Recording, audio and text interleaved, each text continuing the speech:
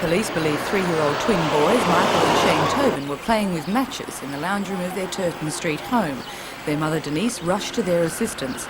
The boys received severe burns to the head, hands and feet and were rushed by ambulance paramedics to the Mater Hospital in Waratah. Their mother was burned on the back and she was admitted to Maitland Hospital. 2 units quickly brought the blaze under control. However, the fire severely damaged the lounge room and there was smoke damage to the remainder of the house.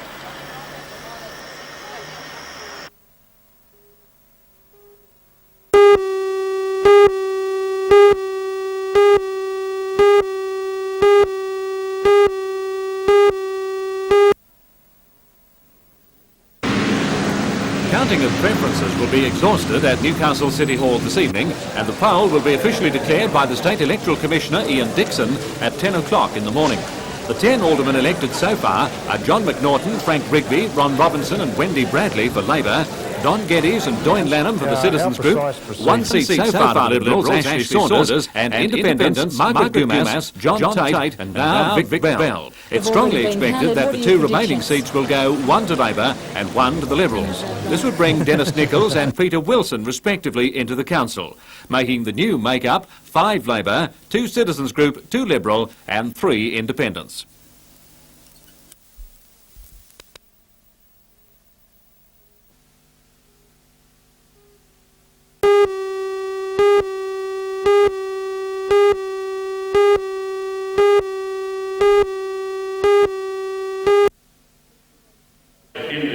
The declaration of the poll means a return to the democratic system in local government in Newcastle, and also an end to the 10-day wait for the 60 aldermanic candidates who contested the election.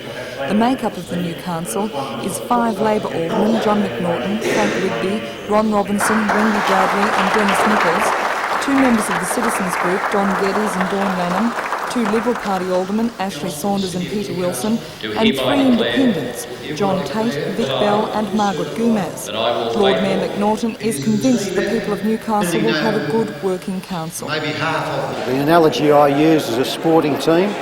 The voters are the selectors. They've chosen a team. They've chosen me as captain of that team, of which I'm very grateful and very proud, naturally. And I believe that the council, the team there, will work as a team. That's what they're there for, and the voters have asked them to do that, and I am very confident.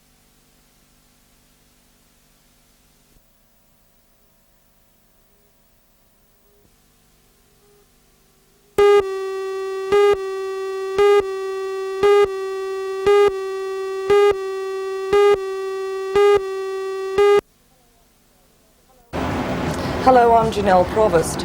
A mayoral candidate for the Maitland City Council election tonight, Alderman Peter Blackmore, has decided to take legal action against the Maitland City Christian Church, which has accused him of selling pornographic magazines and videos. Alderman Blackmore denies this charge. Join Ray Deneen and Anna Manzoni for all the news tonight at 6.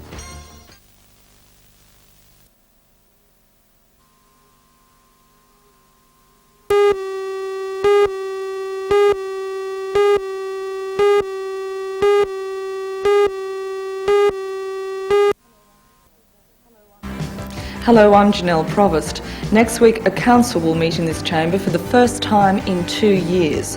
The poll was declared today, and the Newcastle City Council is comprised of 5 Labor, 2 Citizens Group, 2 Liberal Party and 3 independent aldermen. Join Ray Deneen and Anna Manzoni for all the news tonight at 6.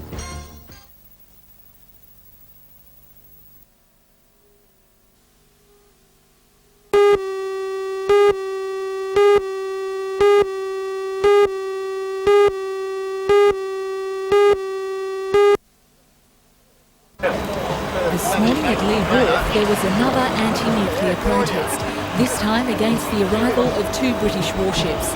Unlike the reception given by the American destroyer, the crew aboard the HMS Beaver accepted a goodwill token.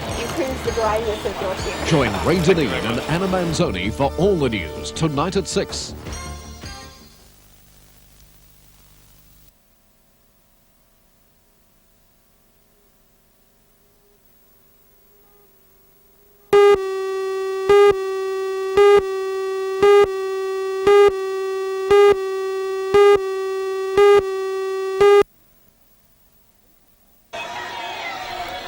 Recent protests have shown just how concerned the textile industry is about the possibility of the government removing present levels of protection. The Industries Assistance Commission has recommended that the government help make the industry more competitive by lifting many of the restrictions imposed on overseas garments. National Textiles of Rutherford and Katara are members of the Linter Group. Its managing director, Basil Sellers, says the existing level of protection is healthy. We have to have a degree of protection in most industries simply to survive, and the textile industry is no different to the others. We have a level of protection now which is needed for us to be able to continue to have the employment of this number of people. If the protection levels drop, then we're going to find the level of employment in this country will drop as well. Can you see the industry ever competing effectively overseas, or is wages always going to be a stumbling block? Not necessarily. The currency is another factor. As our dollar goes down, it makes us a lot more competitive. There's no question about that. But as long as we also then have a deregulated wages environment, in which case we have wages that can go up or down, just like the currency does, then I think we have got a chance. But until we get that deregulated, then we just have no opportunity of being able to compete with overseas countries. How hard is the industry prepared to fight the government's plans? We're fighting very hard, as you probably noticed with the protests that have been going on around the country. And we believe that the government is hearing us. I believe that it's inappropriate for the government to be taking the industry and reducing it at this point of time.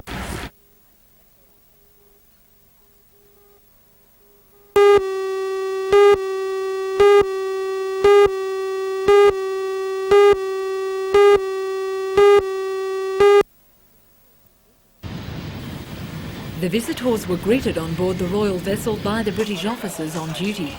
Under the guiding hand of Seaman Mark Unsworth, workers from Newcastle's progressive industries were shown from stern to bow the defence capabilities of HMS Beaver.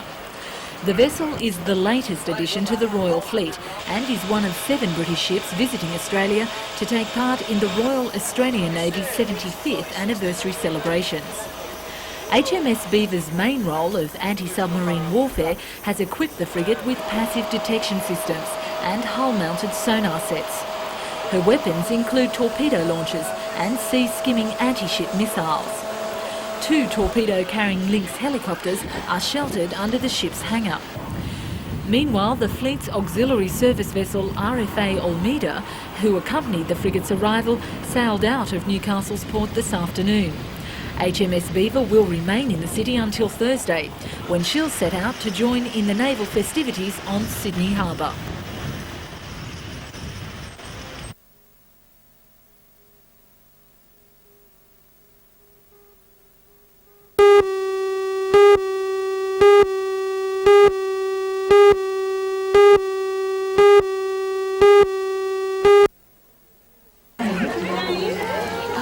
If you look closer into this crowd today, you're in for a big surprise. Today's the day the teddy bears had their picnic. Tiny Tots from Newcastle's 25 playgroup zones brought their mums, and of course faithful old Ted to Lambton Park today for a picnic lunch. Miss Kim drew a big crowd around the rotunda as she sang the timeless Romper Room Hit Parade, helped along by an audience which had little trouble remembering the lyrics or the actions, and then it was down to the serious business of eating. Play and shout, they never have any cares. The Teddy Bears Picnic is just one of many outings organised by the Playgroups Association. The aim is to get mum and the kids out of the house and each other's hair and to foster friendships.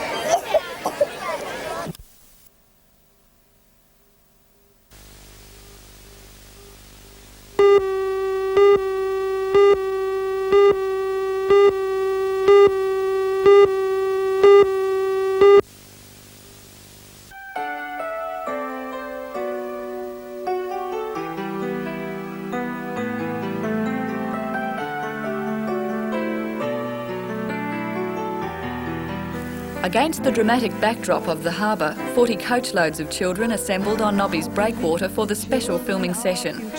Whitney Houston's Greatest Love of All is the theme song, and the singer, a firm friend of the NBN Telethon, Colleen Hewitt.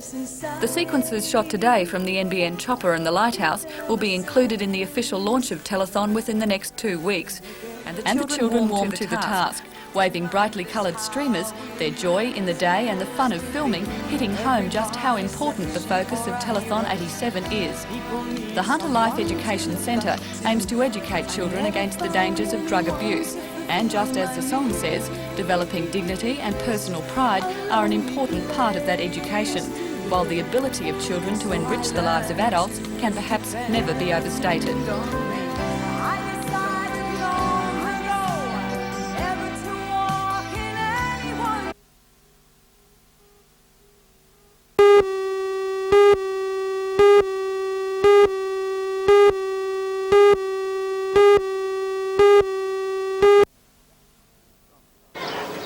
Sunshine, sparkling water and friendly wildlife provided the backdrop for the barbecue organised by the enthusiastic Year 6 students of Glendale West Primary.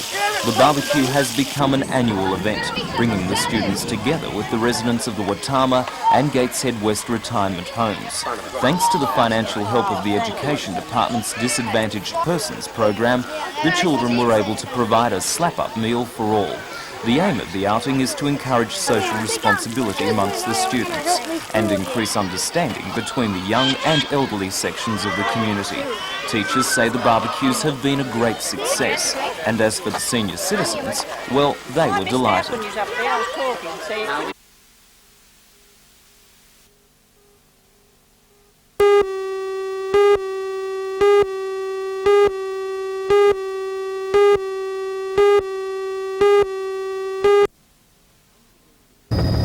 Under the wilderness legislation, which is expected to go before State Parliament next month, huge parcels of forest land will be locked up from the public, with minimal management being practiced. At the moment, much of the land in question is managed by the forestry, and as far as farmers in the Barrington Tops area are concerned, they couldn't be happier with that arrangement, as the Forestry Commission controls noxious plants and feral animals, and at no cost to the taxpayer. Evidence of the forestry's work was seen today, with numerous control burns being undertaken, cold fires which help the forest regenerate and also stave off the threat of a major bushfire. If the forests are simply locked up, farmers say the results will be devastating. Without management, it can't exist. It will self-destruct, and it makes it very much harder for the people around it to carry on their farming business. What, are you worried about build-ups of infestations of noxious weeds or animals? Yes, both those things, particularly if there's no burning and no controls in the forest, it will become a wilderness of kind of a trash jungle, and the animals won't be able to survive in there because the protein level gets too low, and so they have to find somewhere where they can get feed, and they'll come out into our farmland. Val Wright says the way the legislation is being handled by the government is also questionable. He says if the wilderness legislation is approved, he and his family could be forced from their land at any time with no avenue of appeal. Whether they'll immediately do it or sometime in the future, this whole thing is a very dictatorial act, and it gives the Director of National Parks extreme powers over every other government authority in the state. That's not right.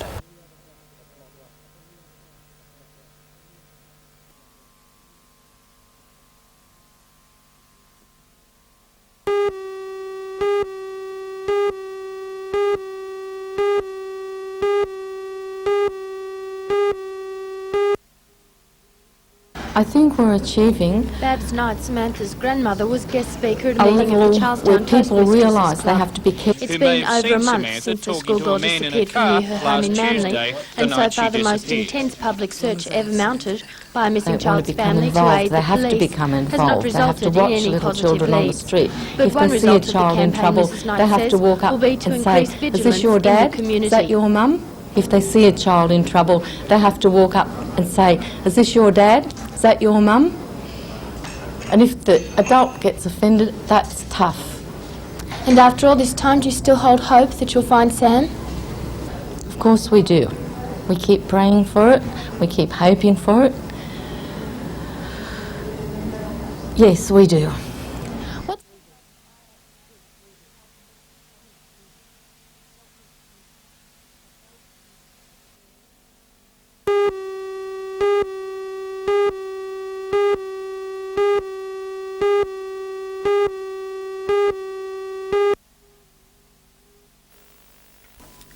Lloyd Rees is undoubtedly one of Australia's master artists. His preferred medium is paint on canvas.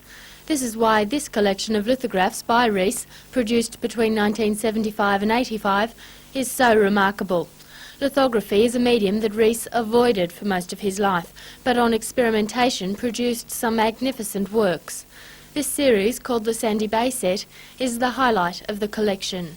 Well, Lloyd Rees himself thinks it's the culmination of his printmaking because it most effectively conveys his fascination with light in the landscape, and it shows the path of the sun from early sunrise to sunset over the Derwent River. Are there any other works here that are significant? The exhibition opens tonight and will continue until the 19th of October.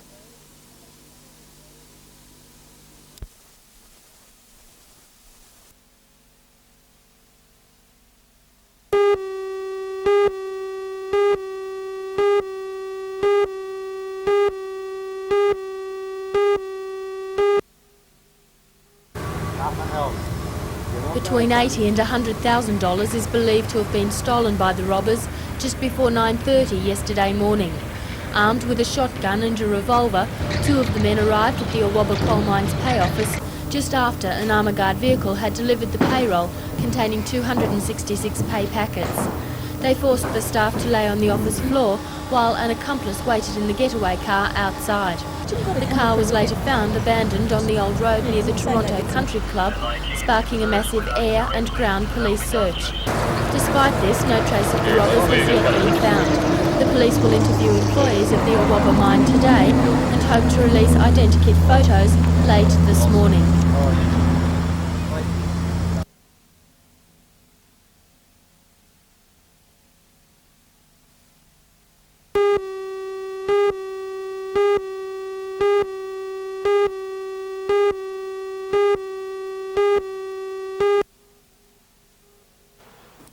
Tomago Aluminium bought the house in 1985 under an agreement to purchase all residential property in its environmental buffer zone. The price tag of $500,000 included 2 hectares of wooded grounds dotted with fruit trees. But now the house will become a part of our heritage collection when Tomago Aluminium donates the house to the National Trust. The company is also handing over $110,000 to the Trust, earmarked for the restoration of such properties. Well, Tomago had always wanted to contribute to the Australia's bicentennial, and we decided it was very appropriate to donate Tomago House to the National Trust, who will manage the house, and it becomes Tomago's contribution to Australia's bicentennial. The National Trust will be restoring the grand old home internally. It's hoped that the reception rooms will become popular venues for functions and even weddings. The National Trust will set up an office in the house as a focal point for its fundraising activities.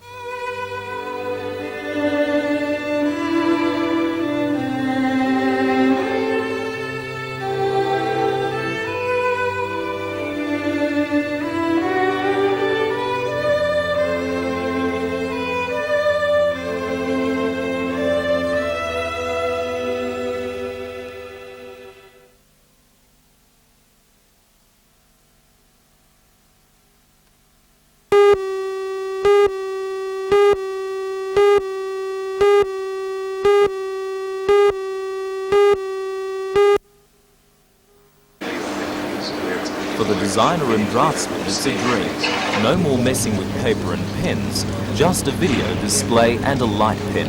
CAD-CAM stands for Computer-Aided Drafting and Computer-Aided Manufacture. Tubemaker's Construction and Services division installed the system 18 months ago, but now is offering it to other industries in the region. Tubemakers and a Sydney computer company called AustCAD have formed a local company, NewCAD, to market the facility. At this stage, Tubemakers operates 3 CAD-CAM terminals, but the powerful mainframe computer can accept many more. A company in Cessnock, for example, could install a terminal linked to Tubemakers by telephone line at a relatively small cost. Tubemakers says the system has increased productivity by 600%. To design this component, for example, would normally take 3 weeks. With CAD-CAM, it took only 2 hours. Even better, the design can be programmed straight into a computer-controlled machining centre. Here's the finished product only hours after it first appeared on a video screen. Tube makers Doug Jones says the system makes good economic sense. This system would allow small businesses, small manufacturing companies, to have access to CAD-AM, which is one of the most powerful CAD drafting systems in the world. It would allow them to become more competitive and much more productive in their preparation of drawings in the first place, and then extending into the realm of CAM would provide them with a very powerful medium for which to drive their machinery. Do you think this sort of computer drafting is the future for local companies?